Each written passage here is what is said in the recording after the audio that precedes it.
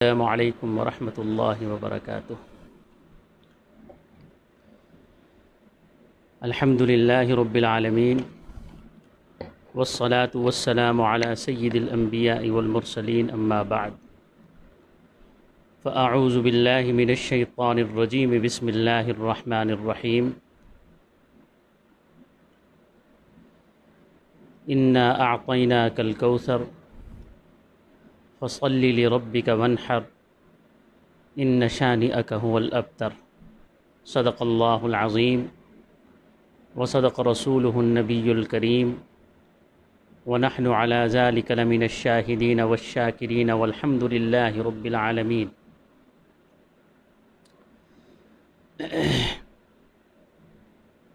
عزیزان گرامی،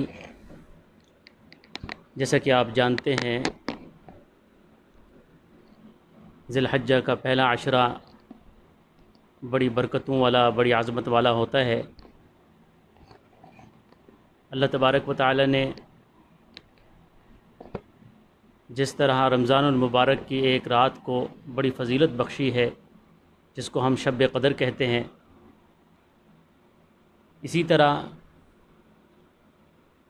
ذی الحجہ کی ساری راتوں کو وہی فضیلت حاصل ہے جو لیلۃ القدر کی ایک رات کو ہے، بلکہ بعض کے نزدیک اس سے بھی زیادہ ہے۔ اور سورۃ فجر کے اندر جو اللہ تبارک و تعالی نے 10 دنوں کی قسم اٹھائی ہے، جمہور مفسرین کے نزدیک اس سے مراد یہی وہ 10 دن ہیں جن کی اللہ تبارک و تعالی نے قسم اٹھائی ہے۔ تو اس اعتبار سے ذی الحجہ کا جو عشرہ ہے یہ بڑی فضیلت کا حامل ہے۔ اس میں روزہ رکھنا، حدیث شریف کے اندر آتا ہے کہ سال بھر کے روزے سے بھی اس ایک دن کا روزہ اور اس کا اجر و ثواب جو ہے سال بھر کے روزے سے بھی زیادہ ہے۔ اللہ تبارک و تعالی ہم سب کو ان ایام کی قدر کی توفیق عطا فرمائے۔ آج کی جو مجلس ہے، اس میں جو موضوع ہے وہ قربانی کے حوالے سے ہے۔ چونکہ دینی مسائل کا سیکھنا جب ان کی ضرورت ہو تو ہر مسلمان پر ان مسائل کا سیکھنا فرض ہے۔ حج کے ایام آ گئے ہیں، انسان حج پہ جا رہا ہے تو حج کے مسائل کا سیکھنا فرض ہے۔ قربانی کے ایام آتے ہیں، قربانی کے مسائل سیکھنا فرض ہیں۔ روزے کے ایام آ گئے تو روزے کے مسائل سیکھنا فرض ہے۔ ویسے حلال و حرام کی تمیز، جائز و ناجائز کا سیکھنا ہر مسلمان پر فرض ہے۔ تو قربانی کے ایام ہیں، اس لیے ہر مسلمان کو چاہیے کہ قربانی کے مسائل ضرور سیکھے، تاکہ وہ قربانی کی روح سے واقف ہو، قربانی کے فلسفے سے واقف ہو۔ جتنی بھی عبادتیں اللہ نے رکھی ہیں، ان کے پس منظر ایک فلسفہ ہے۔ قربانی کا بھی اپنا ایک فلسفہ ہے، نماز کا اپنا ایک فلسفہ ہے، حج کا اپنا ایک فلسفہ ہے، زکوٰۃ کا اپنا ایک فلسفہ ہے۔ تو اس لیے ہر مسلمان کا ان مسائل کا جاننا بے حد ضروری ہے۔ آج کی اس محفل میں انشاءاللہ ہم یہی باتیں کریں گے۔ سب سے پہلا مسئلہ کہ قربانی واجب ہے یا سنت ہے۔ جب یہ دن آتے ہیں تو انہی دنوں میں مختلف قسم کے مسائل سر اٹھاتے ہیں۔ ایک بحث یہ چل نکلتی ہے کہ قربانی کے بدلے کوئی اور نیکی کا کام کر لیا جائے۔ اتنے بڑے جانور کو ذبح کرنا اور پھر یہ ایک نسل کشی ہے، اس قسم کے اعتراضات اٹھتے ہیں۔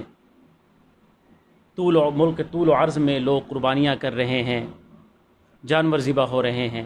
اس پر بعض لوگ اعتراض اٹھاتے ہیں کہ اس کے بدلے میں اگر آپ نے نیکی کرنی بھی ہے تو کسی دوسرے کام میں لگا دیں، وہ پیسہ کسی غریب کو دے دیں، کسی غریب کی بیٹی کا جہیز لے کر دے دیں۔ تو اس قسم کے باتیں قربانی کے ایام میں شروع ہو جاتی ہیں۔ اور دوسرا مسئلہ یہ سر اٹھاتا ہے کہ قربانی جب یہ واجب ہی نہیں ہے جب یہ سنت ہے، صرف امام ابو حنیفہ اس کو واجب کہتے ہیں، باقی ائمہ کے نزدیک یہ سنت ہے، تو پھر اس پر اتنا زور دینا کہ ہر آدمی جو صاحب نصاب ہو وہ قربانی ضرور کرے، اس پر واجب ہے،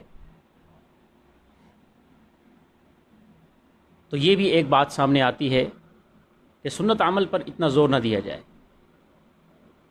یہ ساری باتیں انشاءاللہ آج کے اس مجلس کے اندر ہم کریں گے۔ تو سب سے پہلا مسئلہ قربانی کے واجب اور سنت ہونے کا، کہ یہ واجب ہے یا سنت ہے۔ اور جو ایک بات ذہن نشین کر لیں، جو لوگ اسے سنت کہتے ہیں، تو آپ کی معلومات کے لیے کہہ دیتا ہوں کہ سنت کی 2 قسمیں ہیں، ایک سنت مؤکدہ ہوتی ہے اور ایک سنت غیر مؤکدہ ہوتی ہے۔ جو سنت مؤکدہ ہوتی ہے وہ عمل کے اعتبار سے واجب جیسی ہے،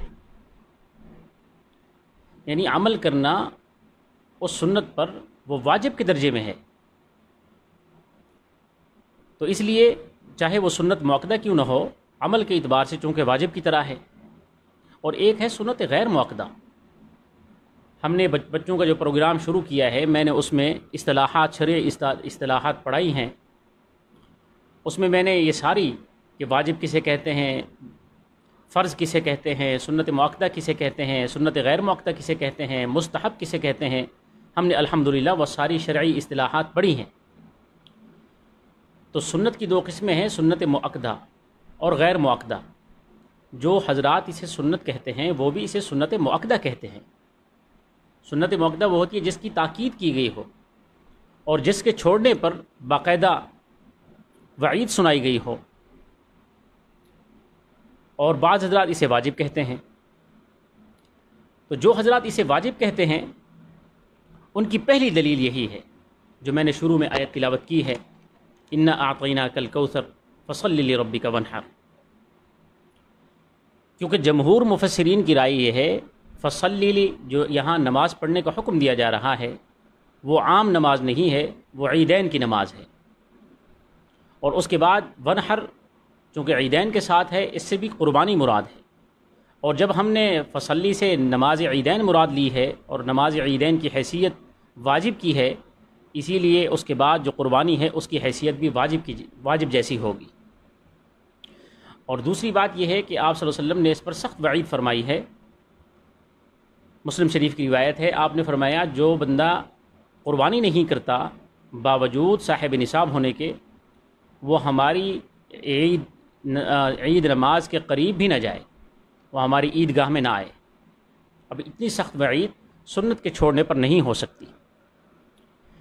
اور جو لوگ اسے سنت کہتے ہیں، سنت مؤکدہ کہتے ہیں، ان کی مختلف دلیلیں ہیں۔ ان میں سے وہ ایک دلیل یہ دیتے ہیں کہ شیخین نے اپنے زمانے کے اندر، یعنی شیخین سے مراد ہے حضرت ابو بکر صدیق، حضرت عمر فاروق، انہوں نے اپنے زمانے میں ہر سال عید قربانی کا اہتمام نہیں کیا، درمیان میں کچھ سال انہوں نے چھوڑ دیے۔ کس وجہ سے چھوڑے؟ تاکہ ہر مسلمان اسے لازم نہ سمجھ لے۔ ان کا جواب پھر انہیں ایک یہ دلیل بھی دیتے ہیں، حضرت بی بی عائشہ سے جو مروی ہے کہ آپ صلی اللہ علیہ وسلم نے فرمایا کہ اگر تم میں سے کوئی آدمی عید قربانی کرنا چاہے تو اسے چاہیے کہ وہ عید نماز کے بعد کرے۔ اگر کسی نے عید نماز سے پہلے کر لی پھر وہ اسے بعد میں کرے، پھر بعد میں اسے دوبارہ کرے۔ تو چاہت کا لفظ وہ کہتے ہیں کہ یہ آپ صلی اللہ علیہ وسلم نے اختیار دے دیا ہے۔ یہ اختیار اس بات پہ دیا جاتا ہے جو چیز لازم نہ ہو۔ جب آپ صلی اللہ علیہ وسلم نے یہ اختیار دیا تو معلوم ہوا یہ لازم نہیں ہے، اور شیخین نے بھی اس کو چھوڑا ہے۔ تو اس کا جواب بعض مفسرین، بعض محدثین نے دیا ہے کہ شیخین جب امیر المومنین کے منصب پر فائز ہوئے اس وقت انہوں نے اپنی ساری مال و جائیداد جو ہے وہ وقف کر چکے تھے۔ حضرت ابو بکر صدیق مالدار تھے، لیکن جب وہ منصب خلافت پر آئے تو حالت یہ تھی کہ ایک وقت کا کبھی کھانا کھاتے کبھی نہیں کھاتے۔ حضرت عمر کا دور خلافت بھی یہی ہے، اس کی مثالیں موجود ہیں۔ تو ان محدثین کا کہنا یہ ہے کہ آپ کا چھوڑنا اس بات کا دلیل ہے کہ آپ اس وقت صاحب نصاب نہیں تھے، اسی وجہ سے آپ نے چھوڑ دیا۔ تو بہرحال اگر یہ واجب ہو یا سنت ہو، لیکن سنت بھی سنت مؤکدہ ہے، اس لیے جو بندہ بھی صاحب نصاب ہو اسے قربانی ضرور کرنی چاہیے۔ اور قربانی کا جو فلسفہ ہے وہ بہت مشہور اور معروف ہے کہ ہم جتنی بھی عبادتیں کرتے ہیں وہ اللہ کی قربت حاصل کرنے کے لیے کرتے ہیں۔ انسان اپنی جان قربان کرتا ہے، انسان اپنا مال قربان کرتا ہے، تو جتنی بھی قربانیاں ہم اللہ کی راہ میں کرتے ہیں ان میں جو پس منظر ہمارا مقصد ہے وہ اللہ کی رضا اور اس کی قربت ہوتی ہے۔ اور اس جو سنت ابراہیمی ہم کہتے ہیں، باوجود اس کے کہ یہ عمل حضرت آدم علیہ السلام سے شروع ہے، لیکن حضرت ابراہیم علیہ السلام نے اس کو ایک جو رنگ دیا، اس قربانی کو ایک عظیم رنگ دیا۔ یوں تو آپ حضرت ابراہیم خلیل اللہ کی ساری زندگی قربانیوں سے بھری ہوئی ہے، ایک سے بڑھ کر ایک قربانی۔ آپ دیکھیں انسان کا اپنے گھر بار کو چھوڑنا بہت مشکل ہوتا ہے، لیکن حضرت ابراہیم علیہ السلام نے پہلی قربانی یہی دی کہ آپ نے اللہ کے لیے اپنا گھر بار چھوڑا۔ اور پھر اس کے بعد دوسری قربانی انسان کی سب سے قیمتی اس کی اپنی جان ہوتی ہے۔ تو حضرت ابراہیم علیہ السلام نے کلمہ حق کو بلند کرنے کے لیے، توحید کے لیے اپنی جان کا نذرانہ بھی پیش کیا۔ نمرود نے آپ کو آگ میں ڈالا۔ پھر اس کے بعد انسان کا اپنی جان سے بھی زیادہ عزیز اس کا گھر بار ہوتا ہے، اس کی بیوی بچے ہوتے ہیں۔ تو حضرت ابراہیم علیہ السلام نے اللہ کے حکم سے اپنے بیوی اور بچے کو ایک ویرانے میں، سنگلاخ پہاڑوں کے درمیان ایک ویرانے میں لا کے چھوڑ دیا، اور پھر پلٹ کر نہیں دیکھا۔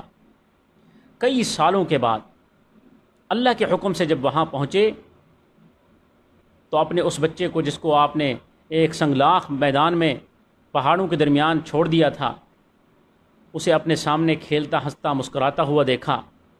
تو آپ دیکھیں کہ اتنی لمبی جدائی کے بعد جب انسان اپنے بچے کو، اور جس کو اس نے منتوں اور مرادوں سے پایا ہو، دعاؤں سے حاصل کیا ہو، اور بڑھاپے میں اللہ تبارک و تعالیٰ نے یہ نعمت عطا کی ہو، تو کتنی قیمتی ہوتی ہے۔ تو اس کے باوجود حضرت ابراہیم علیہ السلام جب اپنے اس بیٹے کو دیکھتے ہیں خوش ہوتے ہیں، لیکن رات کو عجیب خواب دیکھتے ہیں کہ اپنے ہی بیٹے کو وہ اپنی چھری سے اپنے ہاتھ سے ذبح کر رہے ہیں۔ دوسرے دن، تیسرے دن، چونکہ نبی کا خواب یہ عام خوابوں کی طرح نہیں ہوتا، وحی ہوتی ہے، تو پھر آپ اسے اس وعدے کو وفا کرنے کے لیے چل پڑے، اور یہی بات اپنے بیٹے سے بھی کی۔ تو بیٹے نے جو جواب دیا وہ قرآن کی آیت بن گئی، اور قیامت تک قرآن کا حصہ رہے گی۔ وہ ایسے سنہری الفاظ جو بے مثال تربیت کی عکاسی کرتے ہیں کہ ایسی عظیم ماں جس نے ان کی پرورش کی، ایک نوجوان بچہ جس نے ابھی جوانی میں قدم رکھا ہی تھا، اس کی زبان سے ایسے عظیم الفاظ نکلے ہوں اور ایسی معرفت بھرے الفاظ ہوں جس کا انسان تصور نہیں کر سکتا۔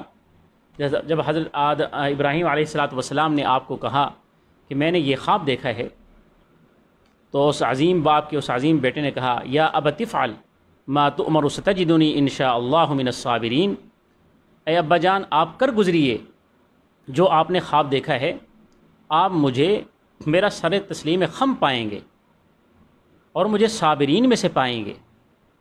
ایک ایک لفظ معرفت سے بھرا ہوا ہے۔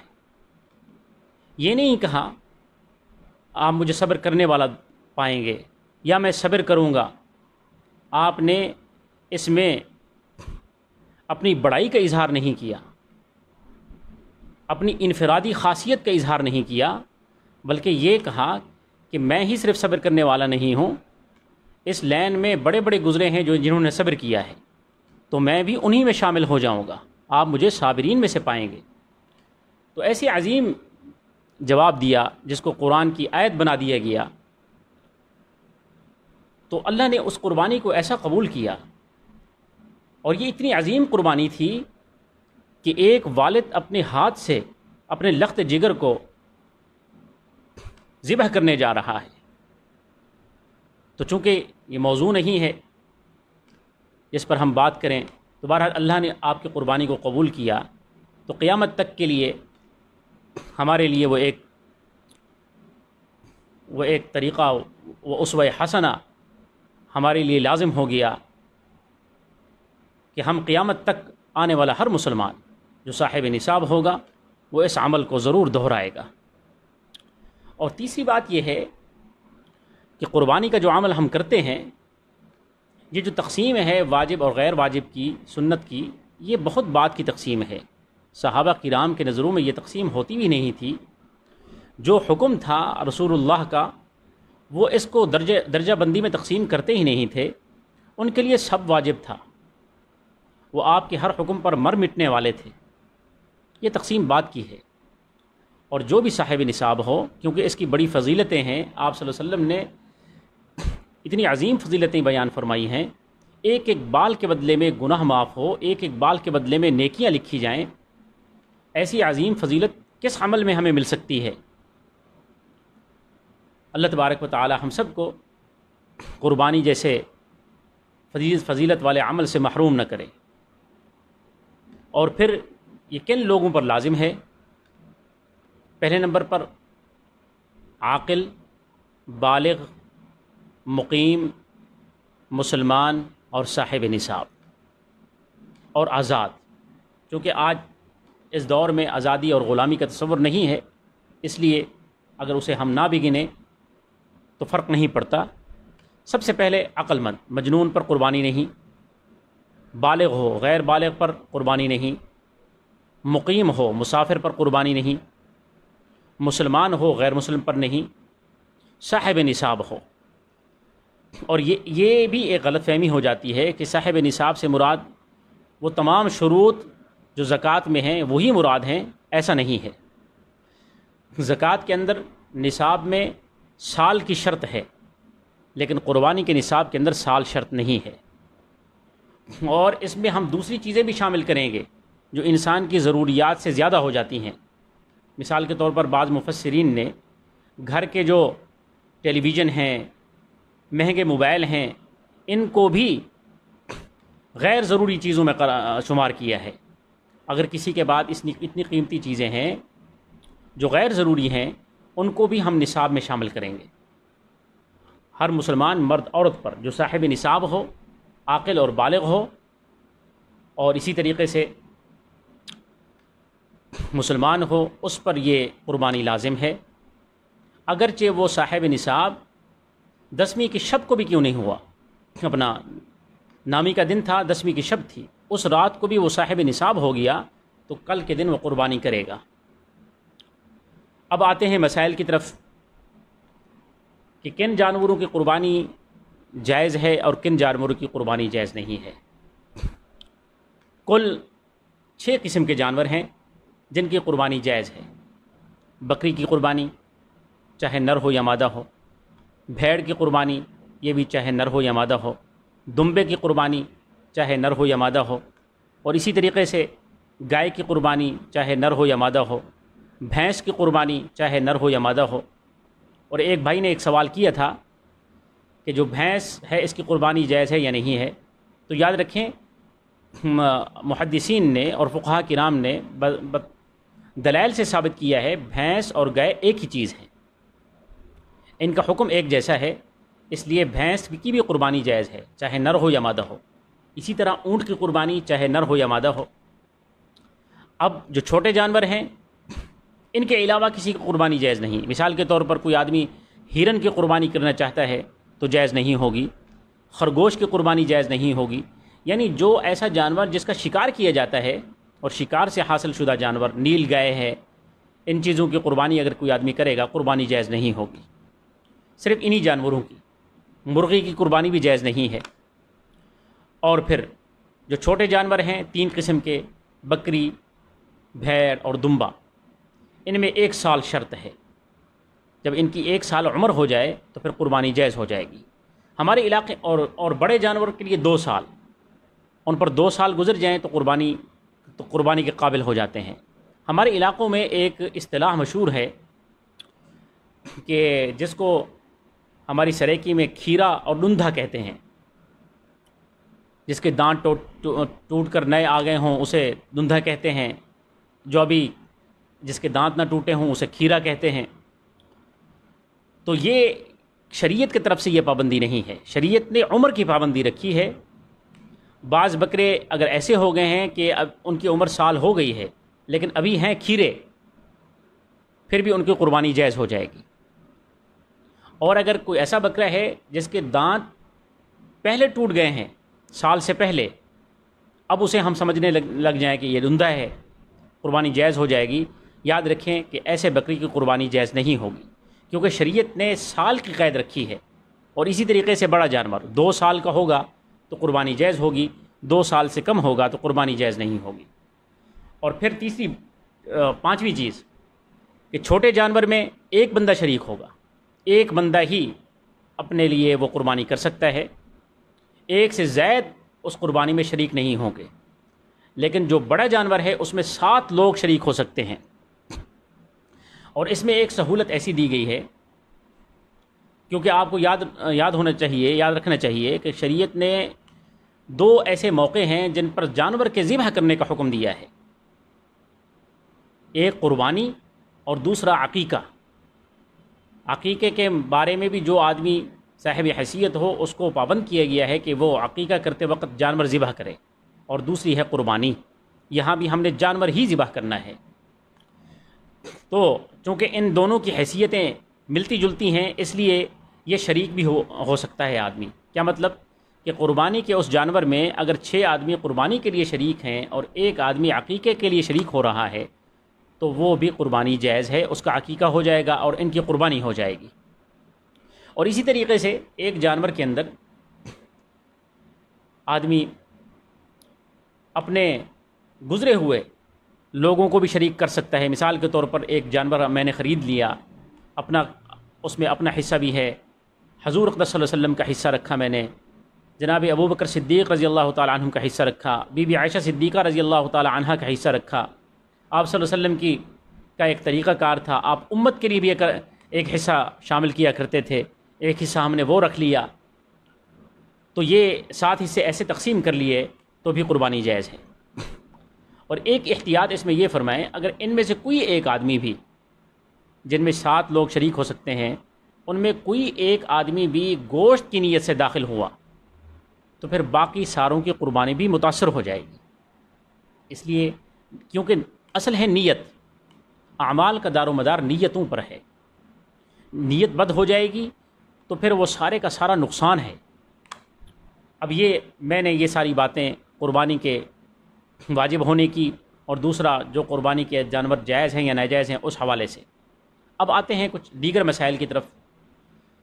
ہر موقع پر ہمارے ہاں 2 انتہائیں ہیں، یا تو ایک گروپ ایسا نکل آتا ہے جو سرے سے مخالف ہوتا ہے، وہ ڈھنڈورا پیٹنا شروع کر دیتا ہے اس کے بدلے میں کوئی اور اچھا عمل کر لیا جائے۔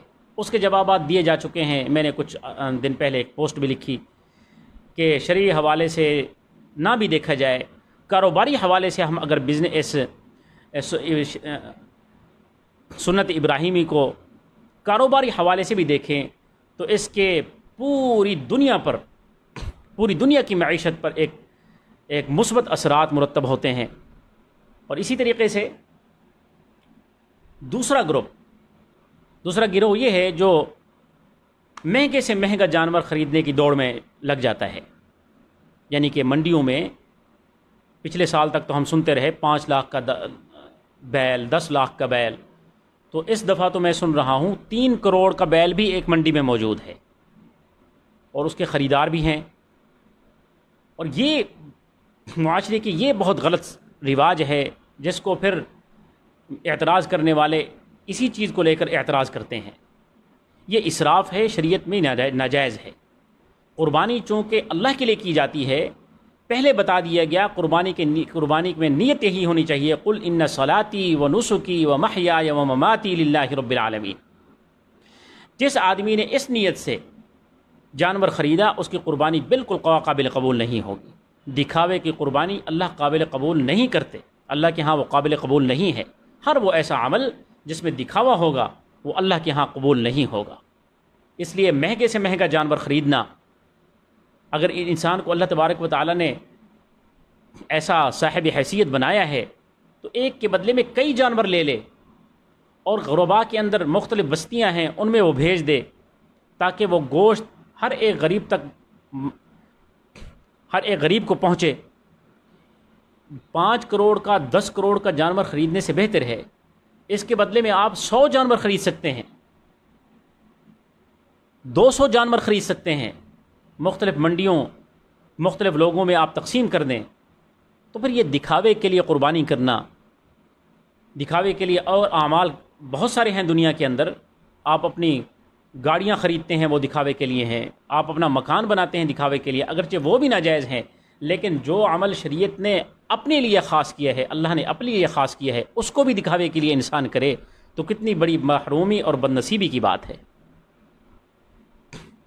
تو اس لیے اس کے بعد قربانی کے جو عام طور پر مسائل قربانی کے موقع پر سامنے آتے ہیں،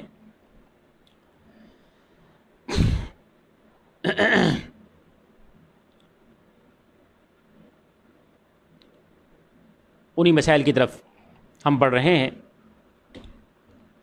قربانی کا وقت جو ہے، قربانی کا وقت 10ویں تاریخ سے لے کر 12ویں تاریخ کی شام تک ہے، اور 12ویں تاریخ کا سورج غروب ہو جانے کے بعد قربانی کرنا درست نہیں ہے۔ اور قربانی کا جانور دن کو ذبح کرنا افضل ہے، اگرچہ رات کو بھی انسان ذبح کر سکتا ہے، لیکن افضل ترین عمل جو ہے وہ دن کا ہے۔ اور دنوں میں بھی بقر عید کا پہلا دن، پھر اس کے بعد دوسرے نمبر پر 11واں دن، پھر اس کے بعد 12واں دن۔ اور پھر شہر اور قصبوں میں رہنے والوں کے لیے عید الاضحیٰ کی نماز پڑھ لینے سے پہلے قربانی کا جانور ذبح کرنا درست نہیں ہے۔ یعنی شہر اور قصبے، جو بڑے قصبے ہیں جن میں عید کی نماز ہوتی ہے، وہاں عید نماز سے پہلے جانور کا ذبح کرنا درست نہیں ہے۔ اگر کسی نے کر لیا تو اس کا جانور اس کو دوبارہ کرنا پڑے گا۔ اور دیہات والے، وہ دیہات جہاں عید کی نماز نہیں ہوتی، اگر وہ صبح صادق سے پہلے کر لیتے ہیں، یعنی فجر کی نماز سے بھی پہلے کر لیتے ہیں، تو وہ قربانی کر سکتے ہیں۔ اگر کوئی شہری اپنا جانور اپنی قربانی کے لیے دیہات بھیج دے تو وہاں اس کی قربانی عید نماز سے قبل درست ہے، اور ذبح کرانے کے بعد اس کا گوشت منگوا سکتا ہے۔ اگلا مسئلہ، اگر مسافر مالدار ہے اور کسی جگہ 15 دن کی قیامت کی نیت کر رہا ہے، یا 12ویں تاریخ کو سورج غروب ہونے سے پہلے وہ گھر پہنچ جائے، یا کسی نادار آدمی کے پاس 12ویں تاریخ کو سورج غروب ہونے سے پہلے اتنا مال آ جائے کہ وہ صاحب نصاب ہو جائے، تو ان تمام صورتوں میں اس پر قربانی واجب ہو جاتی ہے۔ اور اسی طرح اگر مسافر مالدار ہو اور دوران سفر قربانی کے لیے رقم بھی اس کے پاس ہے، اور وہ 15 دن سے کم عرصے کے لیے رہائش پذیر ہونے کے باوجود بآسانی قربانی کر سکتا ہے، تو اس کے لیے بھی جائز ہے کہ قربانی کر لے تو بہتر ہے۔ اگلا مسئلہ، قربانی کا جانور اپنے ہاتھ سے ذبح کرنا، یہ بہترین اور مسنون عمل ہے۔ آپ صلی اللہ علیہ وسلم اپنے جانوروں کو خود ذبح کیا کرتے تھے، اور اس وقت حدیث شریف میں آتا ہے ایک عجیب منظر ہوتا تھا۔ ایک دفعہ آپ نے اپنے ہاتھ سے 100 اونٹ ذبح کیے، اور ایک عجیب منظر تھا، اونٹ خود آ کے آپ کے سامنے لیٹ جاتے تھے، اور آپ آسانی کے ساتھ اونٹوں کی گردن پر چھری پھیر لیتے تھے۔ اگر خود ذبح نہ کر سکتا ہو تو کسی اور سے ذبح کروائے۔ اور پھر اس میں ایک اور مسئلہ سامنے آ جاتا ہے، عام طور پر سننے میں آتا ہے کہ قربانی کے گوشت کے اندر ایک مہک سی آتی ہے، ایک بو سی آتی ہے۔ بعض لوگوں کی طرف سے یہ اعتراض سامنے آیا ہے، ابھی سوال کسی نے بھیجا کہ قربانی کے گوشتوں میں اور عام گوشتوں میں ایک خاص قسم کی بو اور محسوس ہوتی ہے، اس کی وجہ کیا ہے؟ اس کی وجہ میں آپ کو بتانے لگا ہوں، یہ آپ سب نے احتیاط کرنی ہے اور اس کو غور سے سن لیں۔ اس کی وجہ جو ہے وہ قربانی کے اس ذبح کرنے کا عمل ہے۔ عمومی طور پر ان ایام میں پیشہ ور قصائی سے زیادہ ہنگامی قصائی سامنے آ جاتے ہیں۔ جنہیں اچھے طریقے سے ذبح کرنا نہیں آتا، گردن کے کچھ شہرگ جو ہے اور وہ رگیں جن کے اندر خون ہوتا ہے ان کو کاٹنا ضروری ہوتا ہے، اور جو اناڑی قصئی ہوتے ہیں، جو ہنگامی طور پر قصئی بنے ہوتے ہیں، انہیں وہ ذبح کرنا نہیں آتا، جس کی وجہ سے خون اس جانور کے گوشت میں رہ جاتا ہے، اور خون کی وہ بدبو ہوتی ہے جو انسان کو بعد میں محسوس ہوتی ہے۔ اگر وہ جانور صحیح طریقے سے ذبح کر لیا جائے اور اس کا پورا اور اس پوزیشن میں لٹایا جائے کہ اس کے پورے جسم کا خون جو ہے وہ نکل کر باہر آ جائے، تو پھر اس جانور کی جسم سے اس کے گوشت سے بدبو نہیں آتی۔ تو بدبو ہونے کی سب سے پہلی وجہ یہی ہے کہ وہ ذبح صحیح نہیں ہوتا، اس کی بعض رگیں ابھی تک نہیں کٹی ہوتی، پھر وہ اسے کیونکہ جلدی ہوتی ہے، قصاب نے اس دن چونکہ پیسے بنانے ہوتے ہیں، 100 جانور بھی ذبح کرتے ہیں، اسی لیے پھر وہ جلدی سے ذبح کرتے ہیں، پھینک دیتے ہیں، پھر دوسرے کو ذبح کرتے ہیں، تیسرے کو ذبح کرتے ہیں، تو اسی وجہ سے یہ بدبو کی وجہ یہ ہے۔ وگرنہ قربانی کا جو گوشت ہے، اللہ نے اس میں جو غذائیت رکھی ہے وہ عام گوشت سے زیادہ ہے۔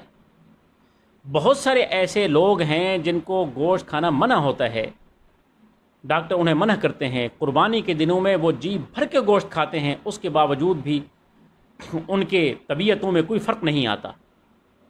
تو یہ ایک قسم کا اللہ تبارک و تعالیٰ نے اس گوشت میں برکت رکھی ہے، اس میں غذائیت ہے، انسان کو کھانا چاہیے، لیکن اس کے ذبح کرنے میں یہ احتیاط ضروری ہے کہ انسان اس کو ذبح کراتے وقت خود سامنے رہے اور قصائی پر یہ دباؤ ڈالے کہ اس کی ساری رگیں کٹنی چاہیے۔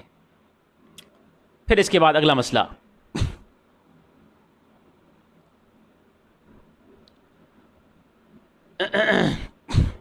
بعض لوگ قصاب سے ذبح کراتے وقت ابتدا میں خود چھری پر ہاتھ رکھ لیا کرتے ہیں۔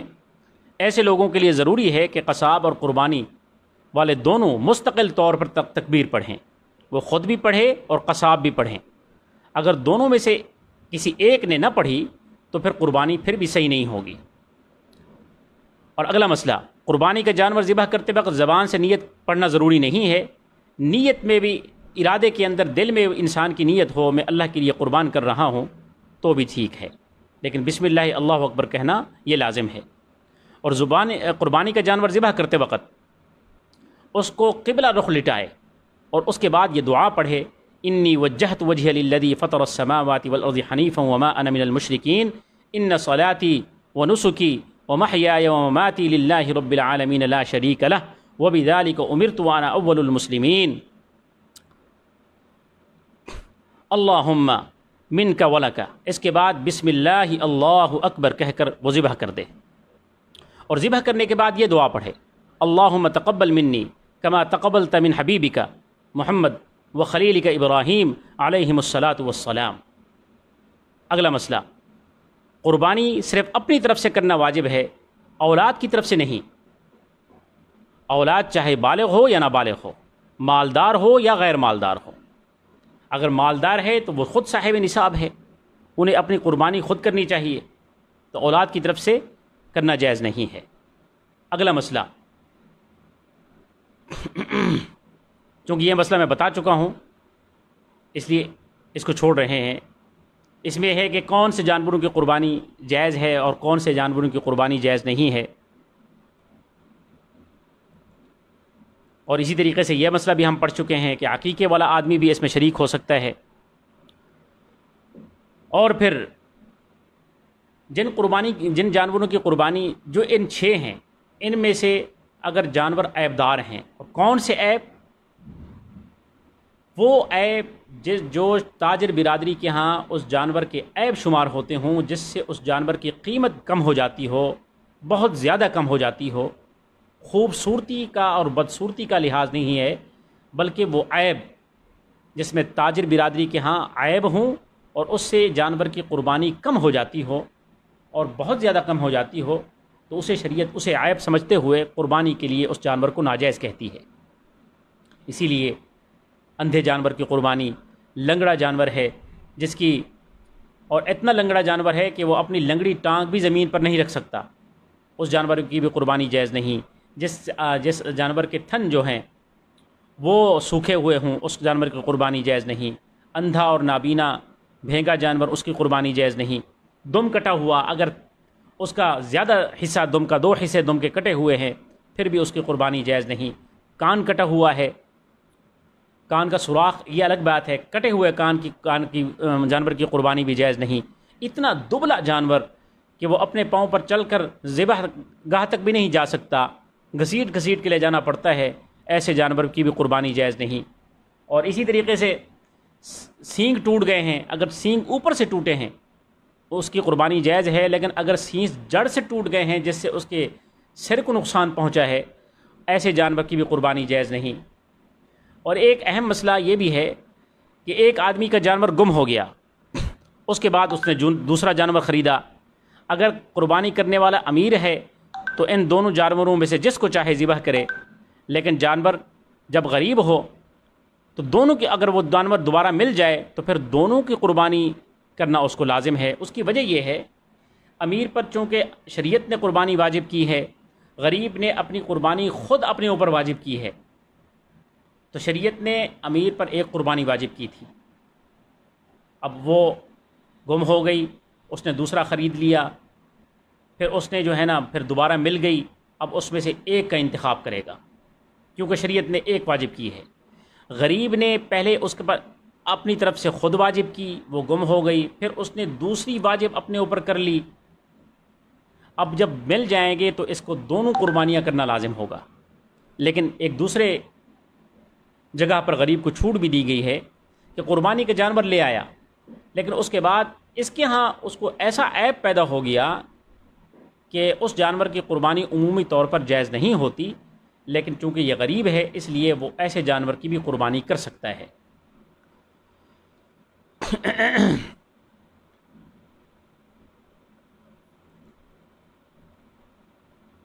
اور پھر خصی جانور کی قربانی یہ پسندیدہ ہے، یعنی جس جانور کی نسل کشی کر دی گئی ہو کہ اب نسل کے قابل نہیں ہے، اس کو خصی کہتے ہیں، اس کو موٹا تازہ کر کے کھایا جاتا ہے۔ اس کی وجہ یہ ہوتی ہے کہ اس کا گوشت کے بالکل صاف ستھرا گوشت ہوتا ہے اور ہر قسم کی جو مہک ہوتی ہے اس سے بھی پاک ہوتا ہے، اس لیے اس کا جانور کی قربانی زیادہ محبوب ہے۔ اللہ تبارک و تعالی ہمیں ان ساری باتوں پر عمل کی توفیق عطا فرمائے۔ اور جو لوگ صاحب نصاب نہیں ہیں، ایک مسئلہ کسی نے پوچھا تھا میسج کے ذریعے، صاحب نصاب نہیں ہیں، مل جل کر وہ ایک قربانی کرنا چاہتے ہیں، کیا وہ ساروں کی قربانی ہو جائے گی؟ نہیں ہوگی۔ جب صاحب نصاب نہیں ہے، اگر وہ ایک بکرا قربانی کرنا چاہتے ہیں تو ایک کی طرف سے ہوگی۔ ہاں، وہ صاحب ایک جس کی قربانی جو کر رہا ہے وہ دوسروں سے پیسے لے کر وہ اپنی قربانی کر لے، لیکن ہوگی اسی کی۔ بڑا جانور خرید رہے ہیں، سارے مل جل کر پیسے ڈال رہے ہیں، اگر وہ 7 لوگ ہیں تو پھر ساروں کی قربانی ہو جائے گی۔ اسی طریقے سے